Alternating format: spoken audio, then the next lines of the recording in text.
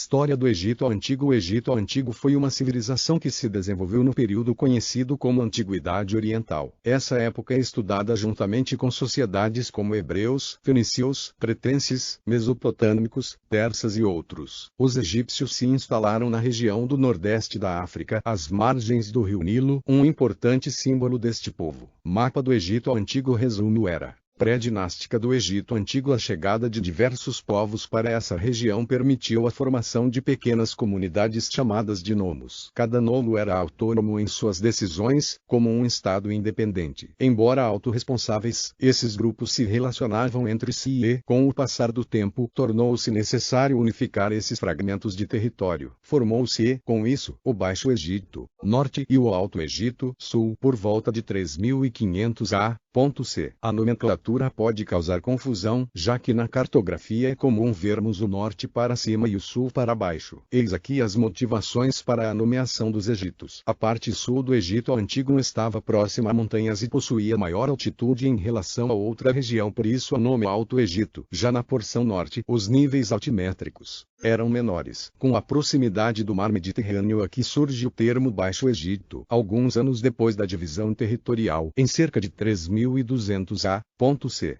o faraó Menés, do Alto Egito, uniu ambos os reinos. Ele foi a primeira autoridade a governar todas as comunidades do Egito Antigo. Assim, se findou a era pré-dinástica, que se estendeu desde a formação do Egito até a presença do primeiro faraó. Era dinástica do Egito Antigo. Nos primeiros anos de dinastia faraônica, o poder foi consolidado e grandes nomes do Egito Antigo podem ser citados. Quefren, Kelps e Miquerino. Atribui-se que as famosas pirâmides de Gizé foram construídas em homenagem a esses homens. Depois de certa estabilidade política, começaram a explodir revoltas que enfraqueceram a autoridade faraônica e alteraram o equilíbrio político e social dos egípcios. Nos 600 anos seguintes, os faraós dedicaram-se à reorganização do Egito Antigo e, inclusive, conquistaram novos territórios, como a Palestina. No auge de sua nova sociedade, a civilização foi atacada por nômades asiáticos e ficou subjugada a eles por aproximadamente 170 anos. Os responsáveis por tal dominação foram os Hicsos. Novamente, os grupos egípcios se organizaram militarmente, se livraram do poder Hicso e conquistaram uma sociedade mais coesa e organizada. Entretanto, a luta entre grupos das classes sociais mais altas resultou em um enfraquecimento geral da política. Com todos esses altos e baixos, o Egito Antigo entra em decadência. Esse processo se finaliza com invasões de seu território pelos povos orientais, como hebreus, assírios, persas e alguns outros.